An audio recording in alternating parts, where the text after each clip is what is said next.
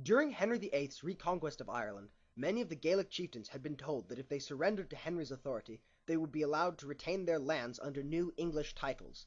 Thus, many of the more prominent Irish chieftains were permitted to continue their role as clan leaders under the title of Earl. In 1594, two of these earls, Ed More O'Neill, often anglicised as Hugh O'Neill, the Earl of Tyrone, and his close friend Ed Rua O'Donnell, Earl of Tyrconnell, and their allies began a 9-year rebellion against the forces of Queen Elizabeth.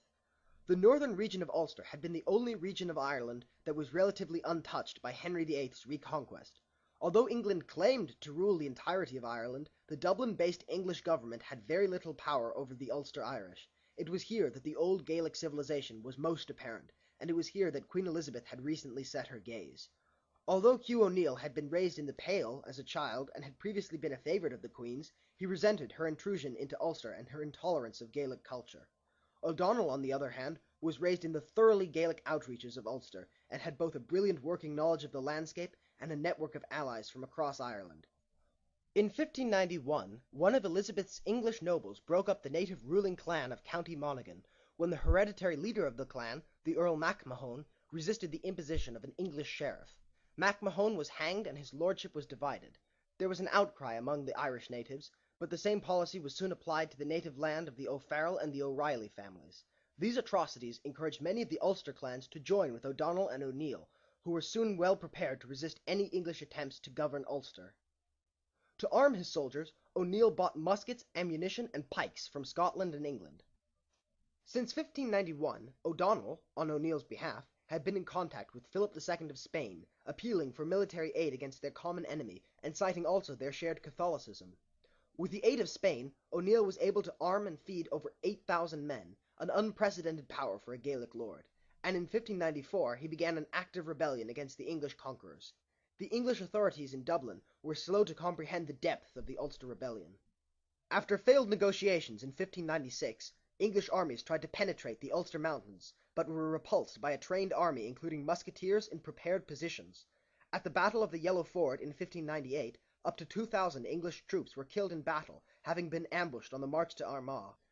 It was the heaviest defeat ever suffered by the English army in Ireland up to that point. The victory prompted rebellions all over the country, with the assistance of mercenaries in O'Neill's pay and contingents from Ulster, and it is at this point that the war developed in full force. Hugh O'Neill appointed his supporters as chieftains and earls around the country, notably Florence McCarthy as the McCarthy Moor. In Munster, as many as 9,000 men came out in rebellion. The Munster plantations were utterly destroyed, and the English colonists who had occupied them, Edmund Spenser among them, were forced to flee for their lives. In 1599, Robert Devereux arrived in Ireland with 17,000 English troops. He decided to stock Munster with garrisons before attempting to breach the Ulster Mountains. This strategy dissipated his forces and, on his way up through Munster and Leinster, he often had to endure numerous raids carried out by mercenaries in the pay of O'Donnell. Those expeditions he did organize were often disastrous. Aside from the constant threat of O'Donnell's raids, Devereux's troops were often shut up in unsanitary garrisons, where many of them died of typhoid and dysentery. After returning to England, Devereux was soon replaced by Lord Mountjoy, who proved to be a much abler commander. In 1601, O'Donnell's long-promised Spanish expedition finally arrived in the form of 3,500 soldiers at Kinsale, Cork, and virtually the entire southern tip of Ireland. Lord Mountjoy immediately besieged the Spaniards with an army of 7,000 men. O'Neill, O'Donnell, and their allies marched their own armies southward to sandwich Mountjoy, whose men were starving and racked by disease, between themselves and the Spaniards. On the 24th of December, O'Neill and O'Donnell launched a full attack on Lord Mountjoy's army. However, the Gaelic rebels were not used to fighting pitched battles and were routed by the English forces at the Battle of Kinsale. After their defeat at Kinsale, Aodh O'Donnell returned to Spain to plead for another Spanish landing. He left his young son Rory O'Donnell to defend Tyrconnell. Both Rory and Hugh O'Neill were soon reduced to guerrilla tactics, fighting in small bands, as Mountjoy and his commanders Chichester and Dowcraw swept through the countryside. Throughout his campaign in Ireland, Lord Mountjoy had conducted a scorched earth policy, through which he intended not only to cut off the rebels' resources, but to undercut their support among the Gaelic peasantry. This resulted in a 3-year famine that is now estimated to have killed up to 50,000 Irishmen. O'Neill finally surrendered to Lord Mountjoy on March 30th, 1603, exactly 1 week after the death of Queen Elizabeth. The rebels received full pardons and the return of their estates from the new King of Britain, James I, who was weary of Elizabeth's war, which had already killed at least 30,000 English soldiers, and which had come very close to bankrupting the English exchequer by its close in 1603. Fearing execution, Hugh O'Neill, Rory O'Donnell, and the other 90 Gaelic chieftains from Ulster who had supported them left Ireland in 1607 in what is now known as the Flight of the Earls.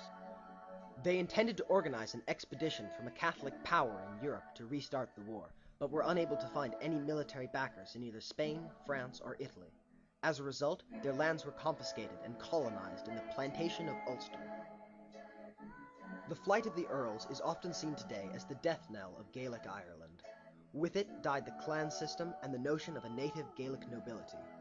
Outlawed by King James in 1613, the exiled chieftains of Ulster never returned to Ireland, and most of them died broken men in Catholic countries across Europe.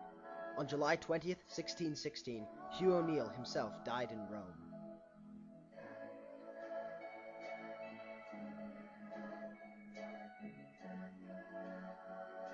And I'll tell you of my country, that you might understand, and of the English After the Flight of the Earls, the Lord Deputy, Arthur Chichester, seized the opportunity to colonize the province and declared the lands of O'Neill, O'Donnell, and their followers forfeit. Initially, Chichester planned a fairly modest plantation, including large grants to native Irish lords who had sided with the English during the war. However, this plan was interrupted by the rebellion of Cathair O'Doherty of Donegal in 1608, a former ally of the English who felt that he had not been fairly rewarded for his role in the war.